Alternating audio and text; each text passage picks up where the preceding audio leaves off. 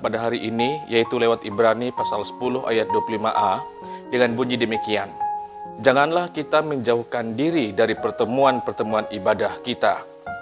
Dan tema kita pada hari ini adalah, ibadah adalah pertemuan antara human pathos dan God ethos.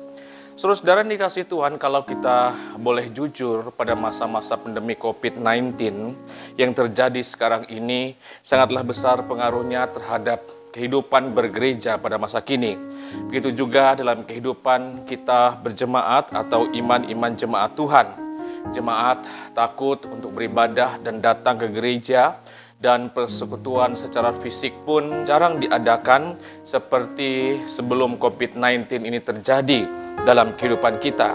Nah, dan akhirnya apa yang terjadi, saudara? Akhirnya ada banyak orang yang lupa atau pura-pura lupa untuk beribadah kepada Tuhan.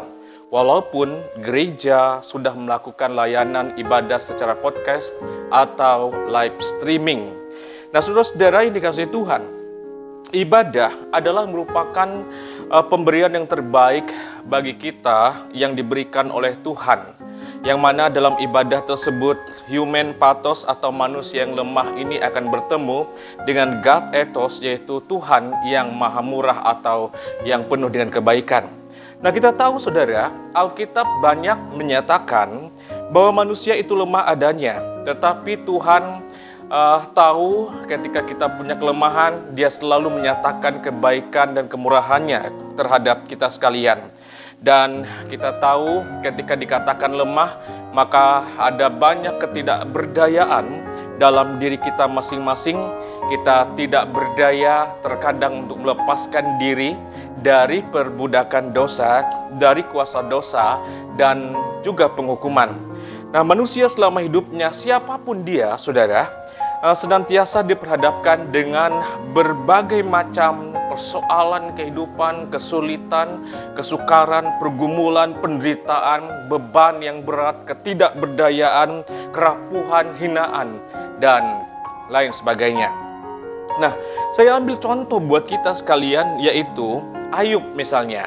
Ayub, saudara, pernah mengalami human pathos ketika semua hartanya dan anaknya habis binasa.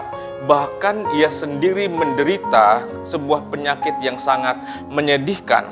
Nah, jadi human pathos Ayub adalah saat itu dia kehilangan anak-anaknya, hartanya, dan juga kesehatannya. Nah, ketika Ayub dalam kesulitan yang luar biasanya, saudara, ia datang membawa human pathosnya, yaitu kelemahan, ketidakberdayaan yang ada dalam dirinya kepada Tuhan melalui ibadah dan doa. Dan Tuhan pun memulihkan dia kembali. Keberadaan Ayub pada saat itu pun diberkati oleh Tuhan. Ayub mengalami berkat kelimpahan yang berlipat ganda oleh Tuhan. Lalu contoh lain dalam Alkitab yaitu Hana, saudara. Hana, istri Elkana. Hana di dalam Alkitab disebutkan sebagai seorang yang mandul dan tidak mempunyai anak. Nah, ketika Hana ini membawa human pathosnya atau kelemahannya, ketidakberdayaannya kepada Tuhan di bait Allah, apa yang dilakukannya, saudara? Hana berdoa saat itu sampai menangis-nangis, terseduh-seduh ia datang kepada Allah. Hana menyampaikan human pathosnya, yaitu kelemahannya kepada Tuhan, dan akhirnya Tuhan mendengarkan jawaban yang dipanjatkan oleh Hana. Ia telah mencurahkan isi hatinya saat itu, saudara. Ia mencurahkan dari apa yang menjadi harapannya. Ia menghampiri Tuhan di dalam doa, lewat ibadahnya. Dan hasilnya, apa yang terjadi? Ia menikmati God ethos, yaitu kemurahan Tuhan, dengan memberikan seorang anak yang bernama Samuel kepadanya. Saudara yang dikasihi Tuhan, God ethos adalah merupakan kebaikan dan kemurahan Tuhan yang hendak Tuhan berikan kepada saudara dan saya. Tuhan memberikan ibadah kepada kita, itu adalah merupakan sebagai kesempatan untuk menghampiri kemuliaannya dan untuk menyampaikan human pathos kita, saudara. yaitu berupa kelemahan kita, berupa pergumulan kita, ketidakberdayaan kita, agar nantinya kita menikmati kebaikan dan kemurahan hatinya. Dan oleh sebab itu setiap orang percaya, saudara dan saya, yang menyaksikan mendengarkan firman ini, perlu untuk menjaga dan memelihara ibadah kepada Tuhan. Sebab ibadah adalah pemberian Tuhan yang istimewa buat kita sekalian.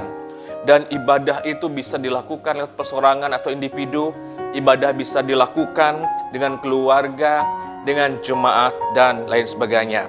Jadi ketika kita menghampiri kemuliaan Tuhan dalam ibadah, dalam pertemuan human pathos, yaitu manusia yang lemah dengan God ethos, Tuhan yang pengasih, Tuhan yang pemurah, berarti dalam ibadah itu orang percaya akan menyampaikan keluh kesahnya, penderitaannya, bebannya, kesulitannya kepada Tuhan, dan mereka akan dapat menikmati kebaikan Tuhan.